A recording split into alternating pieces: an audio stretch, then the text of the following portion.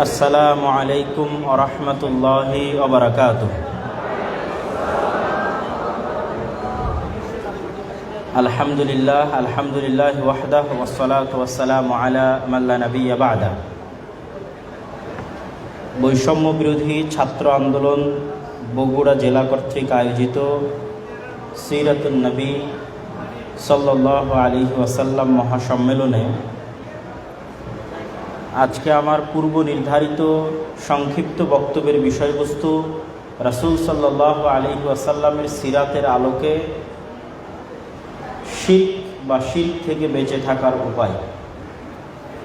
এই নির্দিষ্ট বিষয়ের উপর তথ্যবহুল সংক্ষিপ্ত আলোচনা পেশ করার চেষ্টা করব ইনশাআল্লাহুল আজিজ। আল্লাহ সুবহানাহু ওয়া তাআলা পবিত্র কোরআন মাজিদে বলেন, ওয়ামা আরসালনা মিন ক্বাবলিকা মির রাসূলিন ইল্লা নূহি ইলাইহি আন্নাহু লা ইলাহা ইল্লা আনা ফা'বুদুন। হে আল্লাহর নবী, আমি আপনার প্রতি এবং আপনার পূর্বে যত নবী এবং রাসূল পাঠিয়েছি সকলের প্রতি একটি আদেশই প্রদান করেছি, আর তা হচ্ছে আমি আল্লাহ ব্যতীত ইবাদতের যোগ্য সত্য কোনো মাবুদ নেই, অতএব তোমরা আমার ইবাদত করো। এই আয়াতে আল্লাহ সুবহানাহু ওয়া তাআলা বলছেন, তিনি আমাদের নবী এবং পূর্বে পাঠানো সকল নবীর নিকটে একটি দাওয়াত পাঠিয়েছেন, সেটি হচ্ছে ইবাদতের যোগ্য হিসেবে একমাত্র সত্য মাবুদ আল্লাহ সুবহানাহু ওয়া তাআলা। আর এক আয়াতে আল্লাহ সুবহানাহু ওয়া তাআলা নবী রাসূলদের ধারাবাহিকভাবে নাম নিয়ে আল্লাহ সুবহানাহু ওয়া তাআলা পবিত্র কোরআন মাজিদের সূরা আনআমের মধ্যে এক সিরিয়ালে নবী রাসূলদের নাম নিয়েছেন। ইব্রাহিম, ইসহাক, ইয়াকুব, নূহ, দাউদ, সুলাইমান, আইয়ুব, ইউসুফ, মুসা, হারুন, জাকারিয়া, ইয়াহইয়া, ঈসা, ইলিয়াস, ইসমাঈল, ইউনুস, লূত। এক সিরিয়ালে এই সকল নবীর নাম নেওয়ার পর আল্লাহ সুবহানাহু ওয়া তাআলা বলছেন, ওয়ালাউ আশরাকু লাহাবিতা আনহুম মা কানু ইয়ামালুন। এই নবীরাও যদি শিরক করে তাহলে এই সকল নবীর সকল আমল আল্লাহ সুবহানাহু ওয়া তাআলা বাতিল করে দেবেন। ধারাবাহিকভাবে এতগুলো নবীর নাম বলার পরে এবং তাদের গুণবাচক সিফাত বর্ণনা করার পরে আল্লাহ সুবহানাহু ওয়া তাআলা বলছেন, এই নবীরাও যদি শিরক করে তাহলে এই সমস্ত সম্মানিত নবীদের সকল আমল আল্লাহ বাতিল করে দেবেন শিরকের অপরাধে। তাহলে দুটি সারমর্ম দাঁড়ালো যে আল্লাহ সুবহানাহু ওয়া তাআলা সকল নবী রাসূলের কাছে দাওয়াত পাঠিয়েছেন তাওহীদের, আর সকল নবী রাসূলের আমলও বাতিল হয়ে যেতে পারে শিরকের কারণে। এই একই ধমকি আল্লাহ সুবহানাহু ওয়া তাআলা আমাদের নবীর জন্য প্রয়োগ করেছেন, লাইন আশরাকতা লা ইয়াহবাতান্না আমালুক। হে আল্লাহর নবী, আপনিও যদি শিরকে লিপ্ত হন তাহলে আপনার সকল আমল বাতিল হয়ে যাবে। তাহলে এই দুটি পয়েন্ট থেকে আমাদের কাছে স্পষ্ট যে তাওহীদ এবং শিরক এই দুটি বিষয়ের গুরুত্ব ইসলামে সীমাহীন এবং অপরিসীম।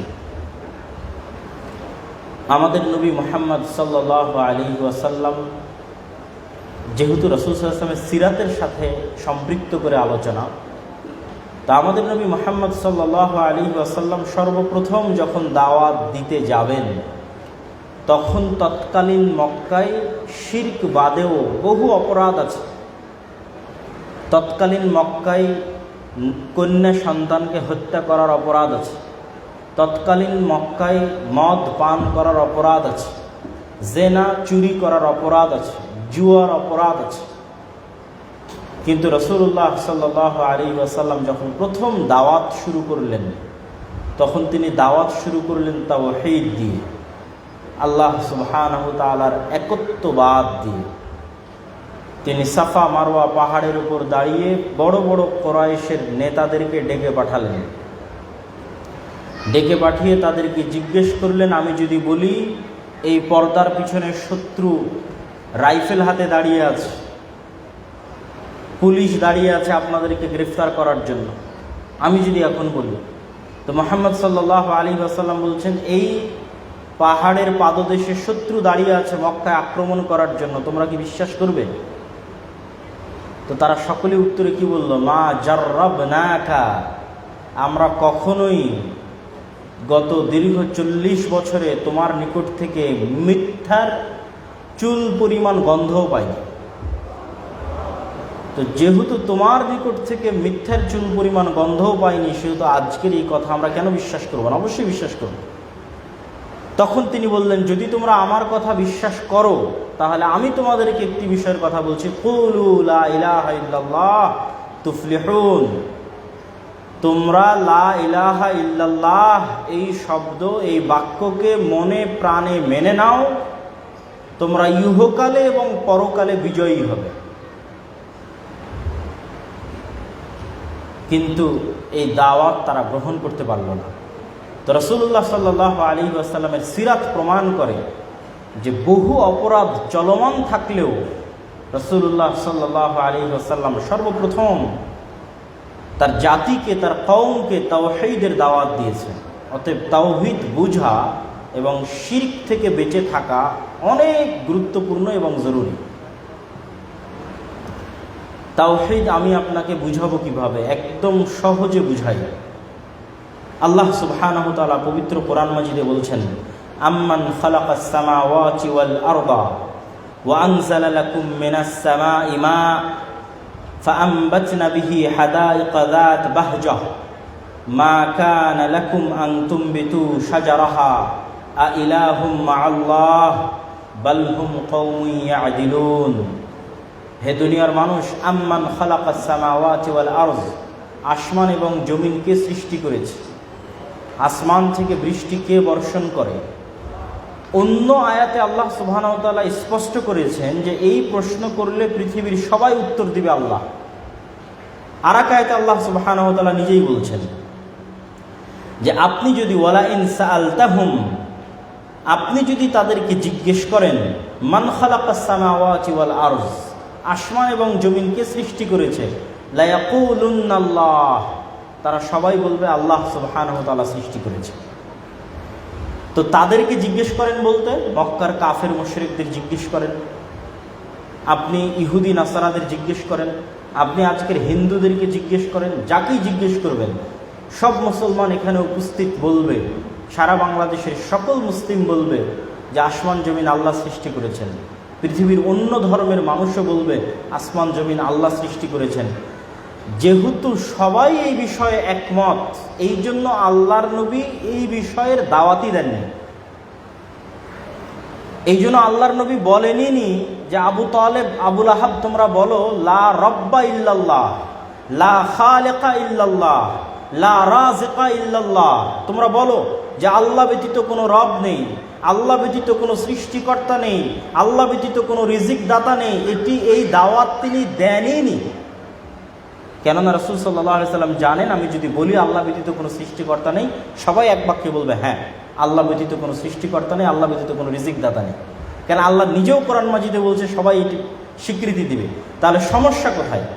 সমস্যা হচ্ছে এই আয়াতের শেষের অংশে আল্লাহ কি বলছেন সেটির দিকে দেখেন, যে আমি আল্লাহ যদি আসমান জমিন সৃষ্টি করে থাকি, আমি আল্লাহ যদি আসমান থেকে বৃষ্টি বর্ষণ করে থাকি, আমি আল্লাহ যদি গাছপালা উৎপন্ন করে থাকি, তাহলে এবার তোমাদের নিকটে আমার জিজ্ঞাসা, আ ইলাহুম মাআল্লাহ, তাহলে আল্লাহ ব্যতীত কেউ কি ইবাদত পাওয়ার যোগ্য হতে পারে? এটি হলো মূল দাওয়াত। এই জন্য আল্লাহর নবী বললেন তোমাদের বলতে হবে লা ইলাহা ইল্লাল্লাহ। কেননা তোমরা সবাই স্বীকার করো যে আল্লাহ সৃষ্টিকর্তা, আল্লাহ খালেক, আল্লাহ রাজেক, কিন্তু ইবাদত করার বেলা তোমরা কাবা ঘরের মধ্যে থাকা 360টা মূর্তির ওসিলা গ্রহণ করো, তাদেরকে আগে সন্তুষ্ট করতে চাও। খ্রিস্টানেরা আগে মা মেরি এবং তাদের দাবি অনুযায়ী নাউজুবিল্লাহ আল্লাহর সন্তান নাউজুবিল্লাহ ঈসা আলাইহিস সালাতু ওয়াস সালামকে আগে সন্তুষ্ট করতে চায়। কেননা তারা সবাই মানুষকে একটাই ভয় দেখায় যে তোমরা এত গুনাহগার, তোমরা সরাসরি আল্লাহর কাছে কিছু চাইতে পারবে না, আল্লাহর কাছে কিছু বলতে পারবে না, হুজুরের দোয়া লাগবে, বা কোনো মূর্তির কোনো দেবদেবীর আশীর্বাদ লাগবে, বা নাউজুবিল্লাহ খ্রিস্টানদের দাবি অনুযায়ী ঈসা আলাইহিস সালাতু ওয়াস সালাম তোমাদের সকলের পাপের জিম্মেদারি নিয়ে শুলির কাষ্ঠে তিনি মারা গেছেন, অতএব তাকে সন্তুষ্ট করলেই তোমার পাপ মুক্ত হয়ে যাবে, নাউজুবিল্লাহ। তাহলে এই প্রত্যেকটা বিশ্বাসের ভিত্তি দাঁড়িয়ে আছে কি? মানুষকে ভয় দেখানো। এই মর্মে ভয় দেখানো যে মানুষ এত পাপী এবং আল্লাহর থেকে এত দূরে যে তারা আল্লাহর সাথে সরাসরি কিছু চাইতেও পারবে না, বলতেও পারবে না। পারবে কারা? যারা আল্লাহর খুব কাছের এবং খুব নিকটের। আর এই জায়গাতে ইসলাম সরাসরি আঘাত করেছে।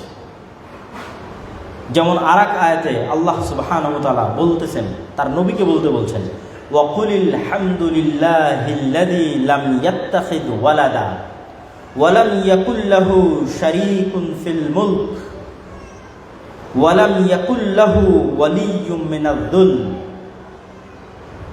হে আল্লাহর নবী, আপনি বলুন, সেই সত্তার প্রশংসা করছি যেই সত্তার কোনো সন্তান নাই। বলেন আল্লাহর প্রশংসা, আলহামদুলিল্লাহ, যে আল্লাহর কোনো সন্তান নেই। আমি আল্লাহর শুকরিয়া আদায় করছি যে আল্লাহর কোনো শরীক নাই। আমি আল্লাহর শুকরিয়া আদায় করছি যে আল্লাহ সুবহানাহু ওয়া তাআলার অধীনস্থ নিকটবর্তী কোনো পিএস চেলা চামচা নাই। এই জন্য আল্লাহর শুকরিয়া আদায় করছি। কেন বলেন তো? যদি আল্লাহর সন্তান থাকতো, যদি আল্লাহর শরীক থাকতো রাষ্ট্রের রাজত্বে, যদি আল্লাহর আউলিয়্যুম মিনায-যুল অধীনস্থ চেলা চামচা থাকতো, তাহলে আমরা বান্দারা কোন বিপদে পড়তাম। আর আল্লাহ সন্তুষ্ট হলে সন্তান সন্তুষ্ট হয় না, সন্তান সন্তুষ্ট হলে আল্লাহ হয় না, চেলা চামচা সন্তুষ্ট হলে উপরওয়ালা সন্তুষ্ট হয় না, উপরওয়ালা সন্তুষ্ট হলে চেলা চামচা সন্তুষ্ট হয় না। তাহলে যাবো কোন দিকে আমরা? তখন বান্দাদের জন্য এটি কি হয়ে যেত? কঠিন হয়ে যেত। এই জন্য আল্লাহর নবী আল্লাহর প্রশংসা আদায় করছে যে আল্লাহ সুবহানাহু ওয়া তাআলাকে যদি আমরা সন্তুষ্ট করতে চাই, তো আমাদের জন্য এটি অনেক বড় খুশির খবর যে আল্লাহকে সন্তুষ্ট করার জন্য আল্লাহর সংশ্লিষ্ট আর দ্বিতীয় কাউকে সন্তুষ্ট করার প্রয়োজন পড়বে না। বলেন আলহামদুলিল্লাহ। কেননা আমাদের প্রতিপালকের কোনো সন্তানও নয়, আমাদের প্রতিপালকের কোনো শরীকও নয়, আর আমাদের প্রতিপালককে সহযোগিতা করবে এরকম কোনো সত্তাও পৃথিবীতে নাই। বলেন আলহামদুলিল্লাহ। তাহলে আমরা যদি শুধু আল্লাহকে সন্তুষ্ট করতে চাই, তাহলে আমার জন্য রাস্তা উন্মুক্ত। শুধু আল্লাহর সন্তুষ্টিতেই সন্তুষ্টি এবং আল্লাহর অসন্তুষ্টিতেই অসন্তুষ্টি। তাহলে বান্দার উপর থেকে চাপ এবং টেনশন কমে গেল। এই জন্য রাসূলুল্লাহ সাল্লাল্লাহু আলাইহি ওয়াসাল্লামকে বলতে বলা হচ্ছে যে আপনি আল্লাহর প্রশংসা করেন, যে আমরা এমন সত্তার ইবাদত করি যার সন্তান নাই, যার শরীক নাই, যার অধীনস্থ কোনো সাহায্যকারী সহযোগিতাকারী নাই। সম্মানিত উপস্থিতি, তাহলে আমরা যেটি বলছিলাম যে সারা পৃথিবীর সকল মানুষ আল্লাহ সুবহানাহু ওয়া তাআলাকে রব হিসেবে মানলেও আল্লাহ সুবহানাহু ওয়া তাআলাকে ইলাহ হিসেবে মানে না। আল্লাহ সুবহানাহু ওয়া তাআলাকে সৃষ্টিকর্তা হিসেবে মানলেও আল্লাহ সুবহানাহু ওয়া তাআলাকে ইবাদতের যোগ্য হিসেবে মানে না। আল্লাহ সুবহানাহু ওয়া তাআলাকে রিজিক দাতা হিসেবে মানলেও বিপদে পড়লে আল্লাহর কাছে চাইতে হবে, আল্লাহর সামনে মাথা নত করতে হবে, নাজার নেওয়াজ মানত আল্লাহর জন্য করতে হবে, সেটি তারা মনে করে না।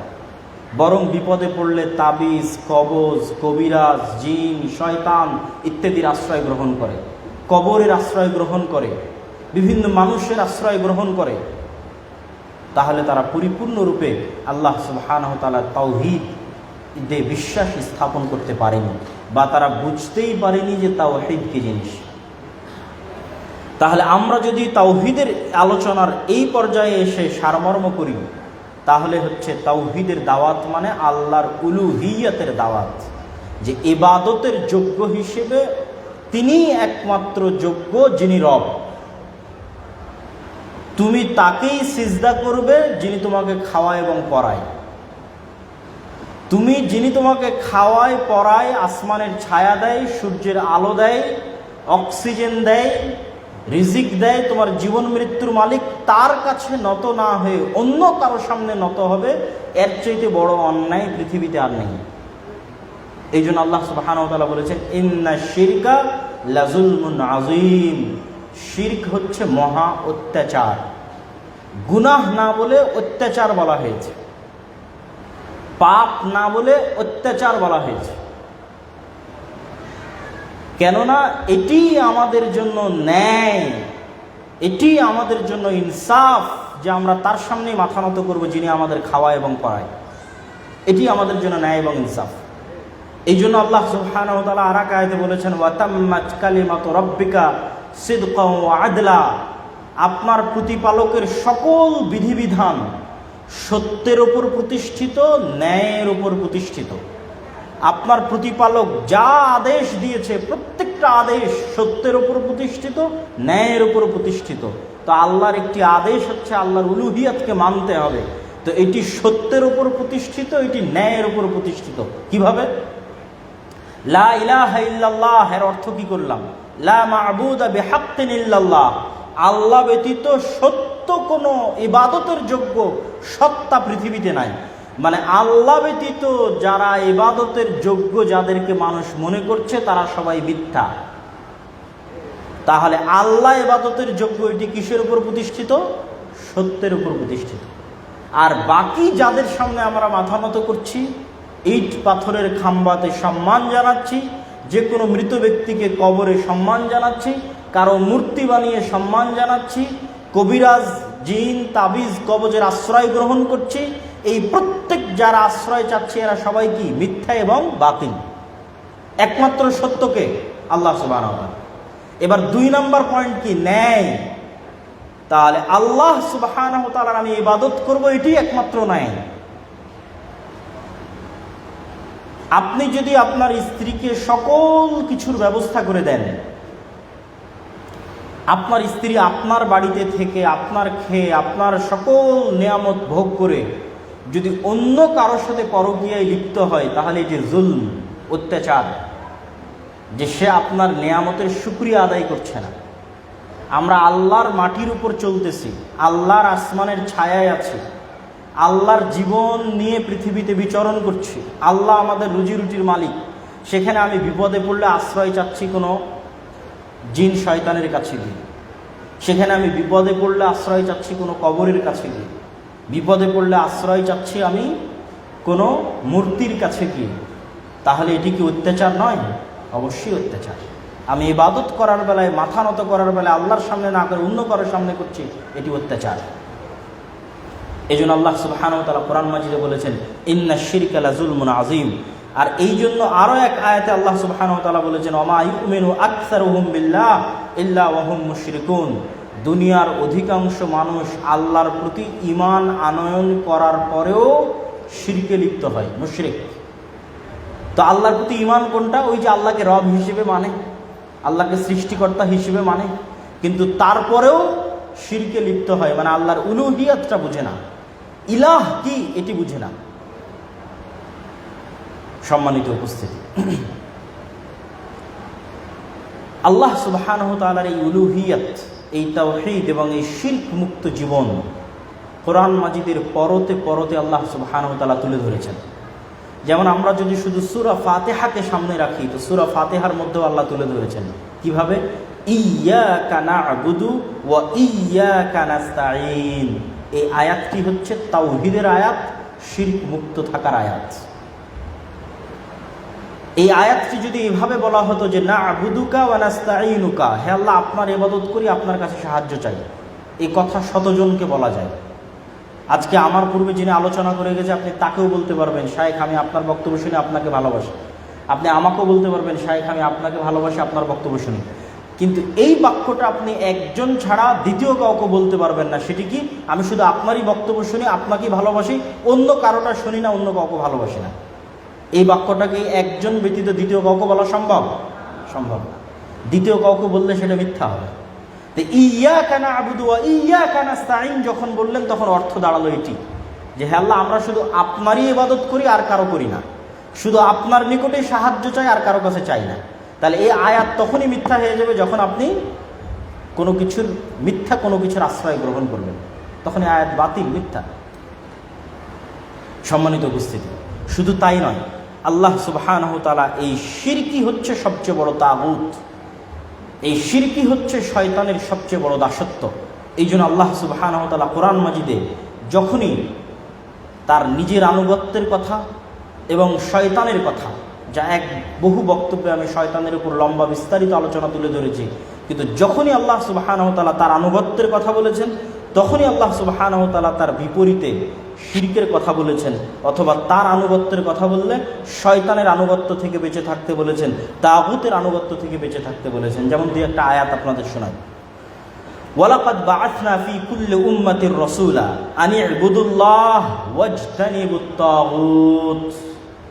প্রত্যেক উম্মতের মধ্যে একজন করে রাসূল পাঠিয়েছি, আর প্রত্যেক রাসূলের কাছে একটি দাওয়াত পৌঁছে দিয়েছি, ইবাদত হবে আল্লাহর, পরিত্যাগ করতে হবে তাগুতকে। মানে আল্লাহর ইবাদতের বিপরীতে যা হয় তার সবই শয়তানের ইবাদত, তার সবই শয়তানের দাসত্ব। আর শয়তান হচ্ছে সবচেয়ে বড় তাগুত, ইবলিস হচ্ছে সবচেয়ে বড় তাগুত।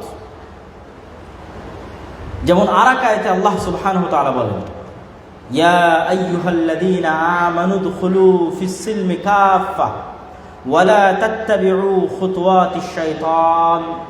হে ঈমানদারগণ, তোমরা ইসলামে প্রবেশ করো পরিপূর্ণভাবে, আর শয়তানের পদাঙ্ক অনুসরণ করিও না। তাহলে পূর্ণ ইসলামে পরিবেশের বিপরীতে দাঁড় করিয়ে দেওয়া হলো শয়তানকে, তথা শিরক হচ্ছে শয়তানের দাসত্ব। আল্লাহ ব্যতীত অন্য আর যে কোনো কিছুর ইবাদত হচ্ছে শয়তানের দাসত্ব।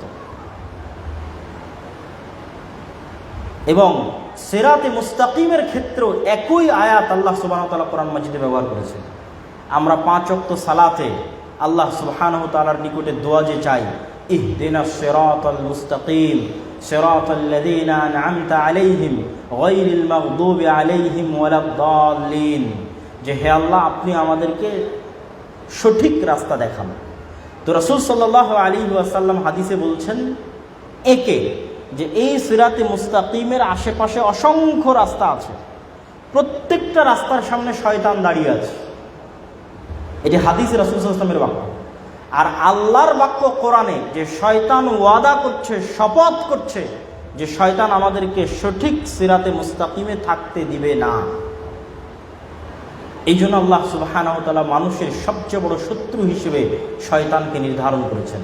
ইন্নাশ শাইতানা লাকুম আদুউম মুবিন। আমাদের প্রকাশ্য শত্রু হিসেবে যারা আমাদের গীবত করে, অপবাদ দেয়, হত্যা করে, মারে, তাদেরকে আল্লাহ সুবহানাহু ওয়া তাআলা নির্ধারণ করেননি। তাকে নির্ধারণ করেছেন যে শয়তান, যে আমাকে জাহান্নামে নিয়ে যেতে চায়। সম্মানিত উপস্থিতি, তাহলে এই শিরক এবং এই তাওহীদের আলোচনার যদি আমরা সারমর্ম করি, তাহলে কি দাঁড়ালো? যে আল্লাহ সুবহানাহু ওয়া তাআলার একচ্ছত্র একক ইবাদত হচ্ছে তাওহীদ, আর আল্লাহ সুবহানাহু ওয়া তাআলা ব্যতীত আর যে কোনো কিছুর ইবাদত হচ্ছে শয়তানের আনুগত্য, আর সেটি হচ্ছে শিরক। আর যখনই আপনি শয়তানের আনুগত্য করবেন, শিরক করবেন, তখন আপনি আল্লাহর বিরুদ্ধে বিদ্রোহ করছেন। আর যখনই আপনি আল্লাহর বিরুদ্ধে বিদ্রোহ করছেন, তখন আল্লাহ আপনার সকল গুনাহ ক্ষমা করলেও শিরকের গুনাহ ক্ষমা করবেন না। ইন্নাল্লাহা লা ইয়াগফিরু আন ইউশরিকা বিহি ওয়া ইয়াগফিরু মা দুনা যালিকা লিমান ইয়াশা। এটি হচ্ছে শিরকের সবচেয়ে বড় ভয়াবহতা। শিরকের ভয়াবহতা দুটি, সবচেয়ে বড় ভয়াবহতা দুটি। এক, যেটা আগে পার হয়ে গেছে, যে নবীরা পর্যন্ত যদি শিরক করে সব আমল ধ্বংস হয়ে যায়। মুহাম্মদ সাল্লাল্লাহু আলাইহি ওয়াসাল্লাম পর্যন্ত যদি শিরক করে সব আমল বাতিল হয়ে যায়। তাহলে আমরা কি? আমরা যদি শিরকে লিপ্ত হই, তাহলে আমাদের আমলের কোনো অস্তিত্ব নাই। আর দ্বিতীয় ভয়াবহতা শিরকের হচ্ছে সব গুনাহ ক্ষমার যোগ্য, কিন্তু শিরকের গুনাহ ক্ষমার যোগ্য নয়। এখান থেকে আবার ভুল বুঝিয়েন না যে দুনিয়াতে ক্ষমার যোগ্য নয়, শ্বাস থাকা পর্যন্ত সব গুনাহ ক্ষমার যোগ্য।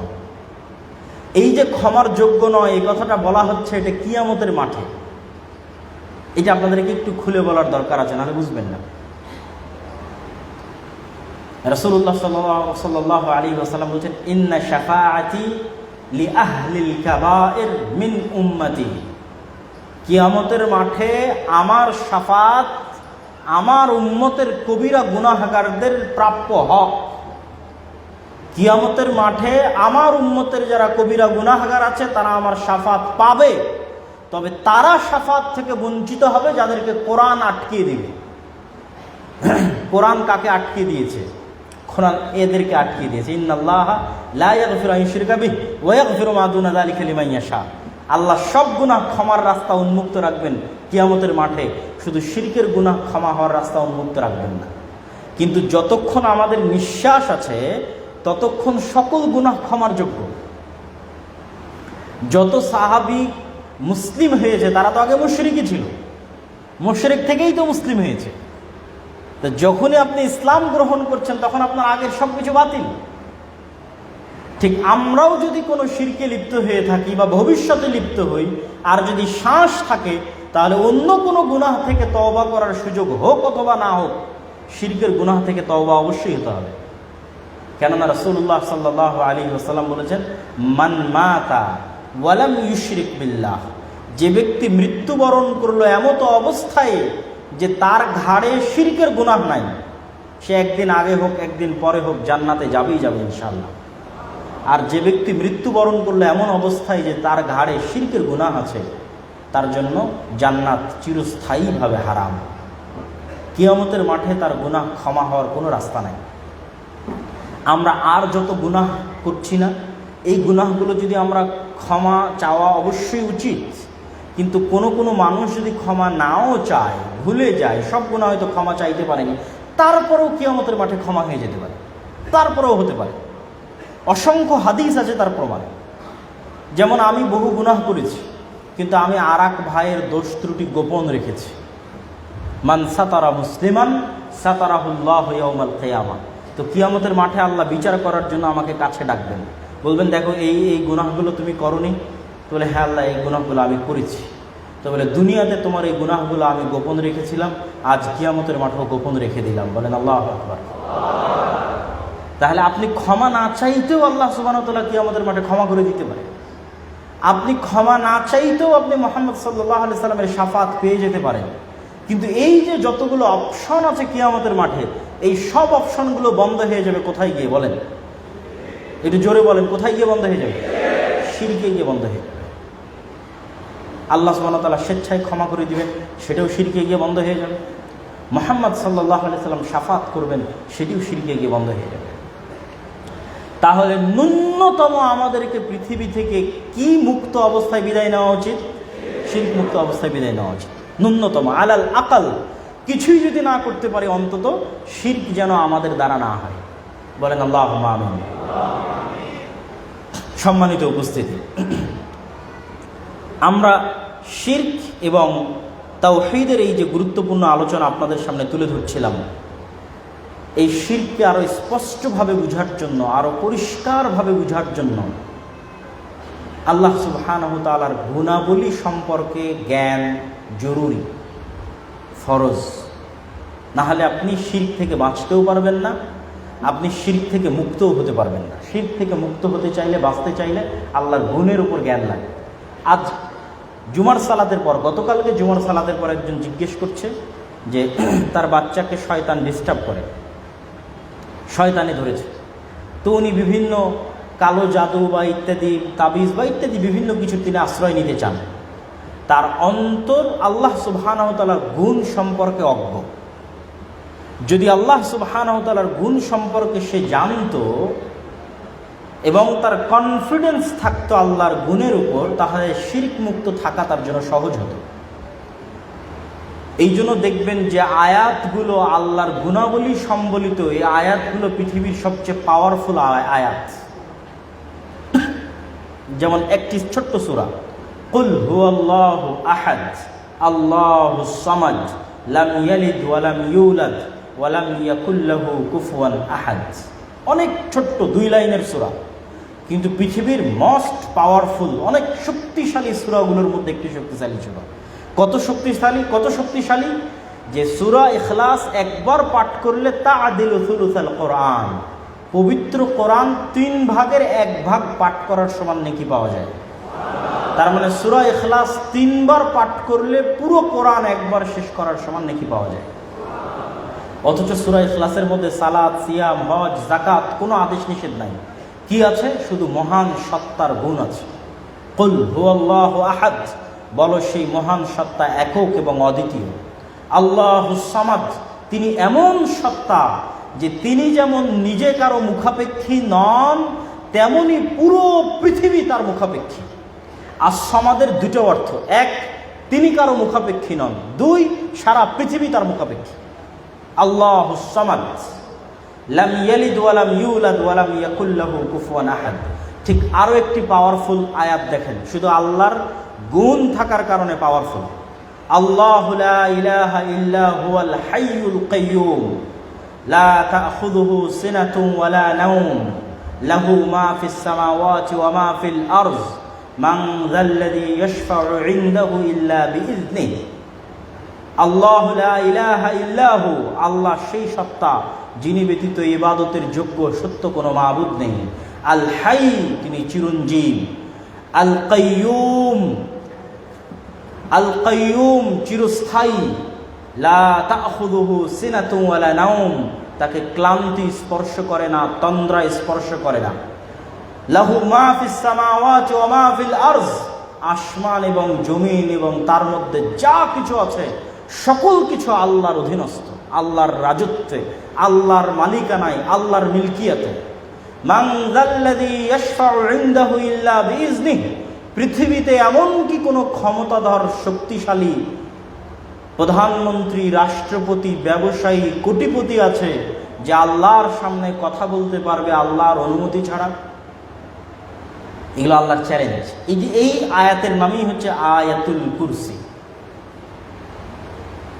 মানে এই আয়াত যদি কেউ বুঝে অনুভব করে পড়ে, তাহলে কেউ যদি এই আয়াত বুঝে অনুভব করে পড়ে, তাহলে আপনার কাছে একটা পিঁপড়া যেমন দুর্বল মনে হয়, একটা পিঁপড়া যেমন আপনার কাছে দুর্বল মনে হয়, জিন, শয়তান, অসুখ, বিসুখ, কবিরাজ, পৃথিবীতে আর কে কত ক্ষমতাবান আছে, সবকে আপনার কাছে কি মনে হবে? একটি পিঁপড়ার মতো। তখন আপনার কনফিডেন্স লেভেল হাই হবে, সর্বোচ্চ পর্যায়ে চলে যাবে, শয়তান পালিয়ে যাবে, শয়তান থাকবে না। এই অন্তরের কাছে শয়তান থাকতে পারবে না। কিন্তু আমরা আল্লাহ সুবহানাহু ওয়া তাআলার নাম এবং গুণাবলী সম্পর্কে অজ্ঞ, অথবা আল্লাহর নাম এবং গুণাবলী আমরা জানার চেষ্টা করি না। এই জন্য রাসূলুল্লাহ সাল্লাল্লাহু আলাইহি ওয়াসাল্লাম বলেছেন, ইন্না লিল্লাহি 99 আসমা মান আহসাহা দাখালাল জান্নাহ। আল্লাহ সুবহানাহু ওয়া তাআলার 99টি নাম রয়েছে, অসংখ্য নাম আছে, তার মধ্যে 99টা আমাদেরকে জানানো হয়েছে, দেওয়া হয়েছে। মান আহসাহা, যে 99টা আয়ত্ত করে নিল, দাখালাল জান্নাহ, সে জান্নাতে প্রবেশ করে যাবে। সম্মানিত উপস্থিতি, তাহলে আমরা আল্লাহ সুবহানাহু ওয়া তাআলাকে যদি জানতে চাই, আল্লাহ সুবহানাহু ওয়া তাআলাকে যদি অনুভব করতে চাই, আল্লাহ সুবহানাহু ওয়া তাআলার তাওহীদে যদি বিশ্বাস স্থাপন করতে চাই, শিরক মুক্ত জীবনযাপন করতে চাই, তাহলে অবশ্যই আমাদেরকে আল্লাহ সুবহানাহু ওয়া তাআলার নাম এবং গুণাবলী সম্পর্কে জ্ঞান অর্জন করতে হবে। এবং আল্লাহ সুবহানাহু ওয়া তাআলার নাম এবং গুণাবলীর জ্ঞান অর্জনই আমাদের জন্য রাস্তা তৈরি করে দিবে যে আমরা সামনে আগাবো কিভাবে, আল্লাহ সুবহানাহু ওয়া তাআলার উপর ভরসা করব কিভাবে, আস্থা রাখবো কিভাবে। আর পুরো কোরআনে আল্লাহ সুবহানাহু ওয়া তাআলা বারংবার এই বিষয়গুলোই ফুটিয়ে তোলার চেষ্টা করেছেন। কোরআন কখনোই নির্ধারিত বিষয়ভিত্তিক আলোচনা করে না। যে সূরা বাকারা যেমন আমরা রচনা লিখি, উপস্থাপনা, এই পয়েন্ট, এই পয়েন্ট, এই পয়েন্ট, যেমন আজকে আমি ধারাবাহিক এক বিষয়ের উপর আলোচনা করছি, কোরআন কখনোই এরকম করে না। কোরআনে র্যান্ডমলি ঘুরিয়ে ফিরিয়ে আল্লাহ সুবহানাহু ওয়া তাআলা একই কথা, একই জিনিস বিভিন্ন সময় বিভিন্ন আঙ্গিকে বিভিন্নভাবে কোরআনে তুলে ধরে। এবং কোরআনের যদি সারমর্ম আপনি করতে চান, তাহলে 5টি বিষয়ের মধ্যে সীমাবদ্ধ হবে। এবং কোরআন বুঝলেই আপনার জন্য তাওহীদ বুঝা এবং শিরক মুক্ত থাকা, আপনার অন্তরে তাওহীদ পরিপূর্ণভাবে প্রবেশ করবে কোরআন যদি আপনি সঠিকভাবে বুঝতে পারেন। আর তাওহীদ পরিপূর্ণভাবে বুঝার সুফল কি? এই উম্মতের 70,000 মানুষ বিনা হিসাবে জান্নাতে যাবে। তারা কারা? তাদের কথা বলতে গিয়ে রাসূল সাল্লাল্লাহু আলাইহি সাল্লাম বলছেন, যারা কোনোদিন ঝাড় ফুঁকো করে চায়নি। মানে দুনিয়াতে একদল মানুষ বসবাস করে যাদের তাওহীদের লেভেল এত উপর পর্যায়ের, এত উপরে যে তারা সবর করে না, রেজা করে। রেজা, তাদের ঈমান এবং তাওহীদ আবু বকরের মতো। সবর কি, রেজা কি? সবর হচ্ছে আমার ছেলে মারা গেল, ফার্স্ট চান্সেই আমার কষ্ট হবে, দুঃখ হবে, চোখ দিয়ে পানি পড়বে, আমি হাই হতাশ করবো, আফসোস করবো, আধা ঘন্টা পর, 1 ঘন্টা পর, অথবা 1 দিন পর, অথবা 3 দিন পর বলবো যাক ধৈর্য ধারণ করছি। এটি সবর, এটি খারাপ কিছু নয়, ভালো, এটিরও আল্লাহ সুবহানাহু ওয়া তাআলা প্রশংসা করেছে। আর রেজা কি? তার অন্তরে আল্লাহর প্রতি বিশ্বাস এবং আল্লাহর প্রতি তাওহীদ এত উপরে, এত উপরে যে যখন সে শুনছে যে তার সন্তান মারা গেছে, তখন সে সেটিকে আল্লাহর ফায়সালা মনে করে এটির উপরে সন্তুষ্ট হয়ে যায়। স্বাভাবিক একজন মানুষের ওই পর্যায়ে ওঠা অনেক কঠিন। তো ওই যে 70,000 মানুষ যারা বিনা হিসাবে জান্নাতে যাবে, এদের পুরো হৃদয়টাই হচ্ছে তাওহীদ। মানে এদের অন্তরে 100% তাওহীদ আছে, যেমন তাওহীদ ছিল ইব্রাহিম আলাইহিস সালাতু ওয়াস সালামের অন্তরে। আর আমাদের অন্তরে 100% তাওহীদ এখনো জায়গা করে নিতে পারেনি। এটা কঠিন মানুষের জন্য। যার অন্তরে 100% তাওহীদ আছে, সে হুজুরের কাছেও দোয়া চাইবে না যে আপনি আমার সন্তানের জন্য দোয়া করে দেন। দোয়া চাওয়া ভালো জিনিস, আরেকজনের কাছে ঝাড়ফুঁক করে নেওয়া ভালো। ওখানে যে গুণাবলীগুলো বলা আছে, এই গুণাবলীগুলো হারাম নয়, মানুষ করতে পারে, কিন্তু যিনি সর্বোচ্চ পর্যায়ের তাওহীদে বিশ্বাসী, তিনি এগুলো করে না। মানে তার স্বভাবের মধ্যে নেই, আপনি নিজে থেকে জোর করে নিয়ে আসবেন, বিষয়টা এমন না।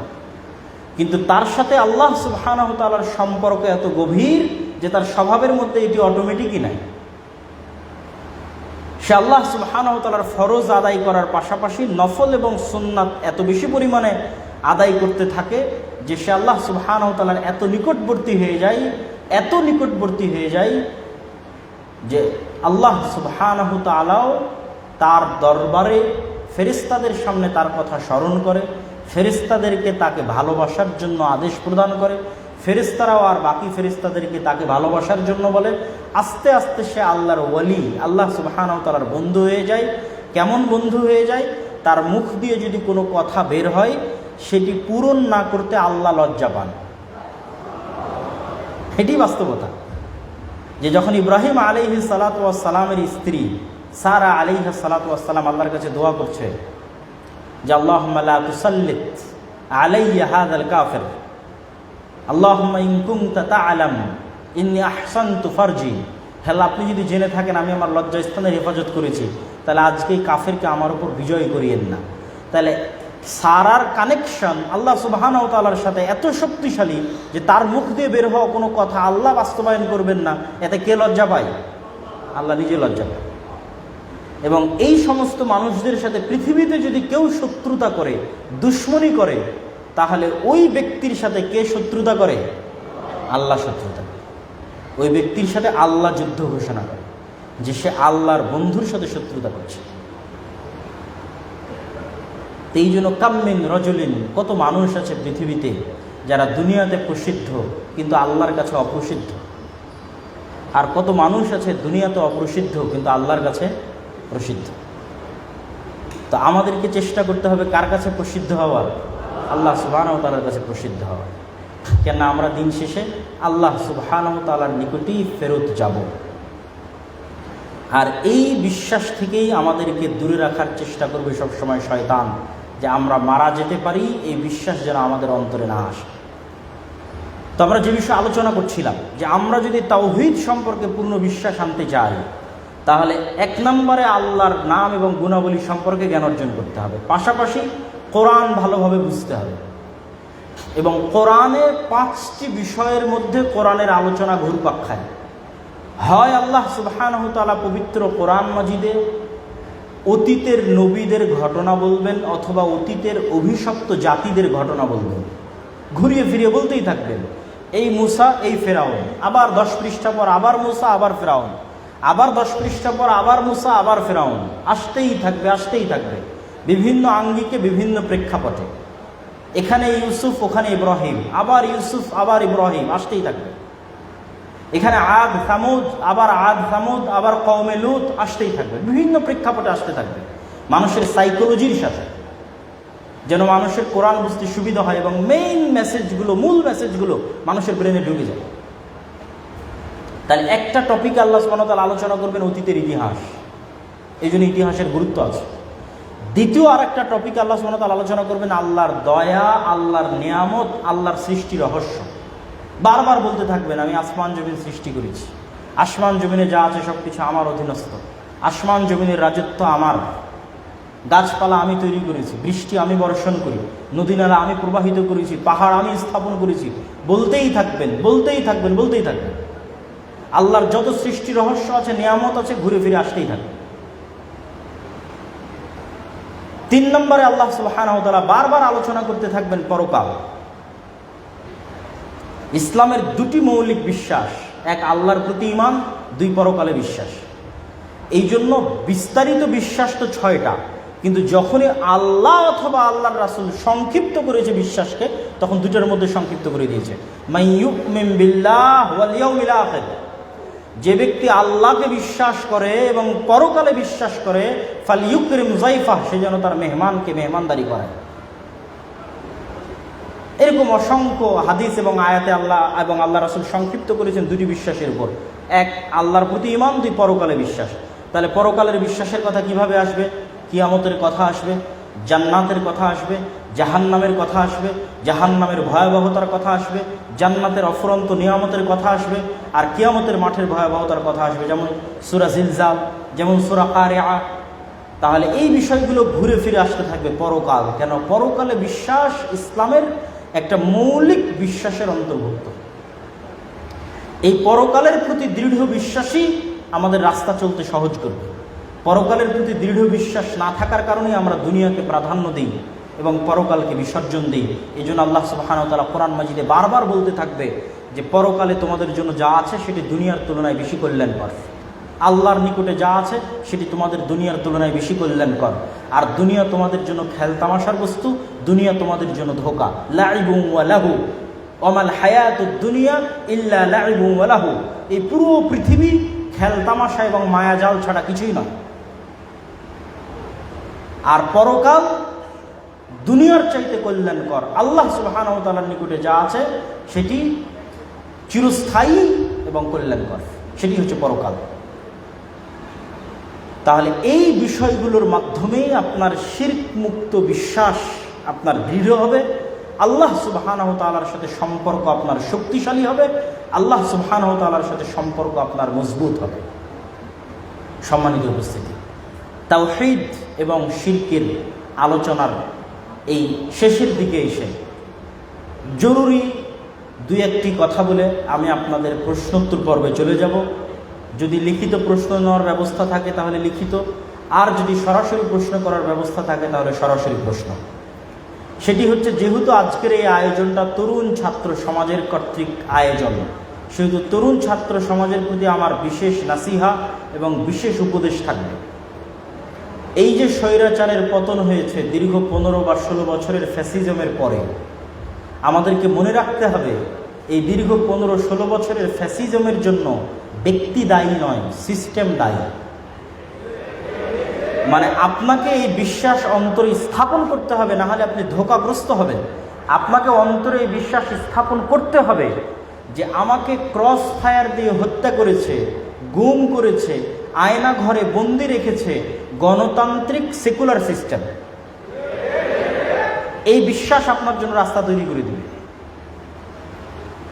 কেননা এই দীর্ঘ 15-16 বছর শাসন পরিচালনাই করা হয়েছে গণতন্ত্রের নামে, শাসন পরিচালিত হয়েছে সেকুলারিজমের নামে। তাহলে ব্যক্তিকে দোষারোপ করলে, সিস্টেম টিকে থাকলে আবারও এরকম স্বৈরাচারের উত্থান ঘটবে। আর যদি আপনি সিস্টেমকে দোষারোপ করেন, মনে করেন যে আমার ছাত্র ভাইদেরকে হত্যা করেছে কে? গণতান্ত্রিক সিস্টেম, সেকুলার সিস্টেম। আয়নাঘর তৈরি করেছে কে? গণতান্ত্রিক সিস্টেম, সেকুলার সিস্টেম। তাহলে আপনার জন্য সঠিক রাস্তা পাওয়া সহজ হবে। এবং এটি অসংখ্য যুক্তি, তর্ক এবং গবেষণার মাধ্যমেও যদি আপনি চিন্তা ভাবনা করেন, দেখবেন যে আপনার কাছে এটি সত্য এবং সঠিক হিসেবে ধরা দেবে। তাহলে আমাদের জন্য আল্লাহ সুবহানাহু ওয়া তাআলা যে সুযোগ তৈরি করে দিয়েছেন, এই সুযোগকে আমরা ব্যবহার করব কিভাবে? এই যে আজকে এখানে অনুষ্ঠান আয়োজন হচ্ছে, আমরা কোরআন এবং হাদিসের কথা বলছি, এই যে একটি নেয়ামত, এই নেয়ামতের সৎ ব্যবহার যদি আমরা না করতে পারি, আল্লাহ এই নিয়ামত উঠিয়ে নেবেন। এটি আল্লাহ সুবহানাহু ওয়া তাআলার পৃথিবী পরিচালনায় আল্লাহর সুন্নাত, যে আল্লাহ যখন মানুষকে কোনো নিয়ামত দেয় আর সেই নিয়ামতের মানুষ সৎ ব্যবহার না করে, আল্লাহ নিয়ামত উঠিয়ে নেয়। তো এই নিয়ামতের আমাদের সৎ ব্যবহার করতে হবে। আমাদের পরস্পরের মধ্যে কাদা ছোড়াছুড়ি বন্ধ করতে হবে।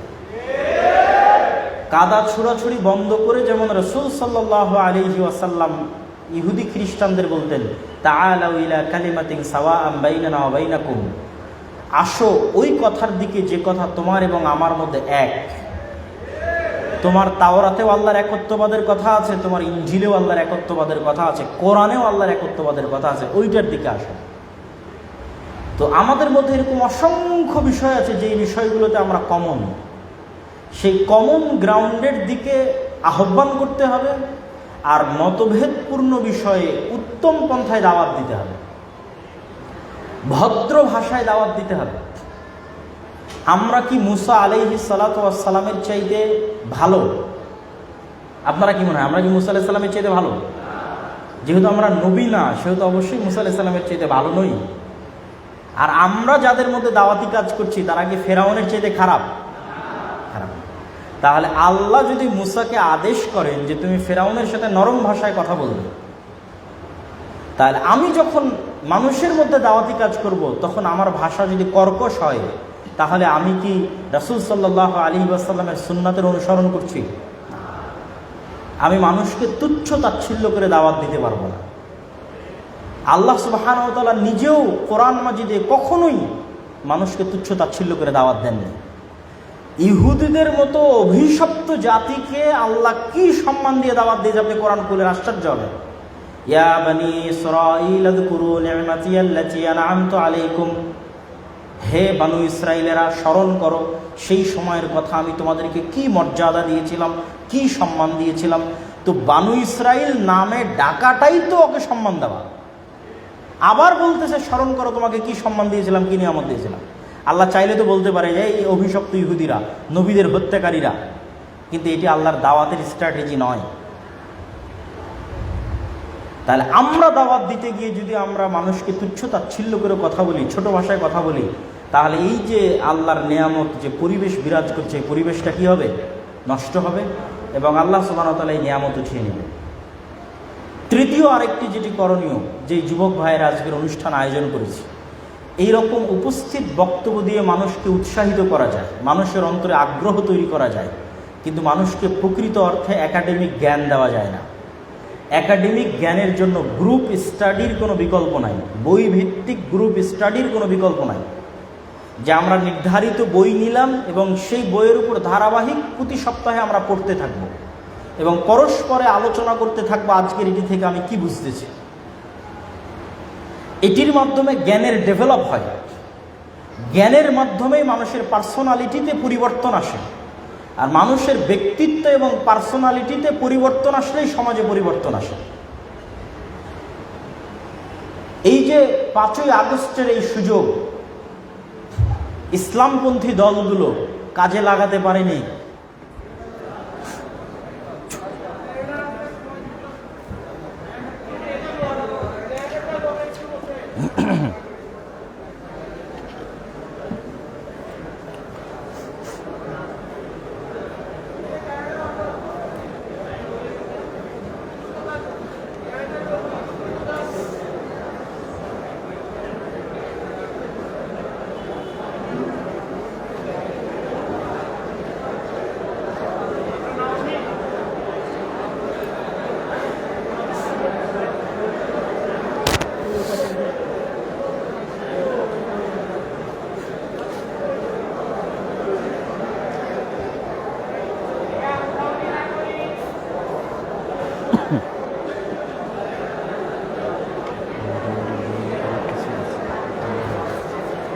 গাড়িতে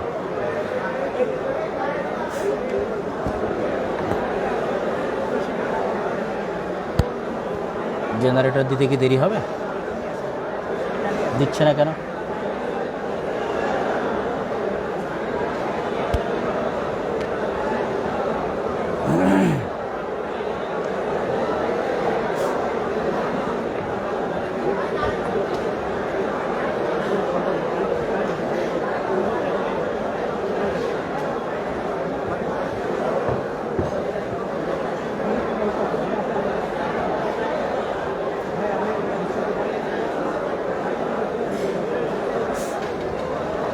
আলহামদুলিল্লাহ।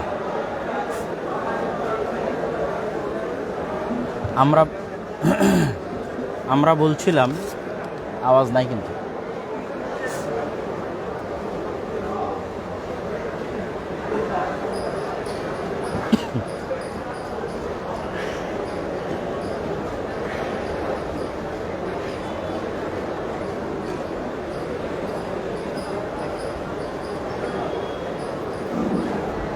জি, আমরা বলছিলাম, কথা কি বোঝা যায়?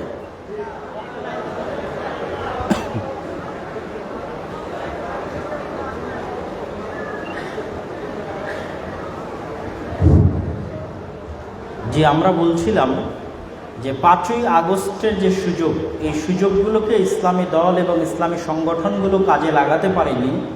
তার সবচেয়ে বড় কারণ হচ্ছে দুটি। এই দুটি কারণ বলে আমার বক্তব্যের শেষের দিকে চলে যাব ইনশাআল্লাহ। যে উপদেশ নাসিহাতগুলো ছাত্র তরুণ সমাজের জন্য, তার মধ্যে এটি অন্যতম এবং গুরুত্বপূর্ণ একটি উপদেশ এবং নাসিহাত। তার 1 নাম্বার হচ্ছে দাওয়াতি কাজে পূর্ণাঙ্গ মনোনিবেশ না থাকা, ব্যাপক দাওয়াতি কাজ না থাকা। 2 নাম্বার হচ্ছে শক্তিশালী প্রতিষ্ঠান না থাকা। শক্তিশালী প্রতিষ্ঠান বলতে কি বুঝায়? আমরা সবসময় এইরকম বাহ্যিক সম্মেলন, সমাবেশ, তাকবীর, মিছিল, মিটিং, তারা কিছু ঘটিয়ে ফেলে, আমরা রিয়্যাক্ট করি। আমরা দীর্ঘমেয়াদী পরিকল্পনা করে কোনো অ্যাকশানে যেতে পারি না। তারা অ্যাকশান নেয়, আমরা রিয়াকশান দিই। এইভাবেই কিন্তু গত 100 বছর থেকে মুসলমানদের সময় পার হয়ে আসতেছে। তো শক্তিশালী প্রতিষ্ঠান নাই বলতে কি বুঝায়? যেমন আর্মি একটি শক্তিশালী প্রতিষ্ঠান। যখন সরকার গত 15 বছর ছিল, তখনও আর্মির কাছে ক্ষমতা ছিল। যখন রাষ্ট্র অকেজ, তখন আরও বেশি ক্ষমতা আর্মির হাতে। এরকম আরও অসংখ্য প্রতিষ্ঠান আছে, প্রথম আলোর মতো, ডেইলি স্টারের মতো, ব্রাকের মতো, মানবাধিকার সংস্থা অধিকারের মতো, যারা গত 15 বছর তাদের কাছে ক্ষমতা ছিল, এখন তাদের কাছে ক্ষমতা আরও বেশি।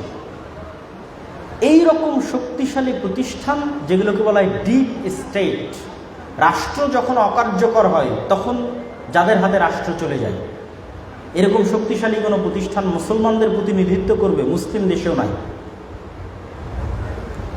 তাহলে ইসলামী দল, ইসলামী সংগঠন, আলেম ওলামা, যুবক, ছাত্র সমাজ, তাদের চেষ্টা করা উচিত এরকম শক্তিশালী প্রতিষ্ঠান তৈরি করা।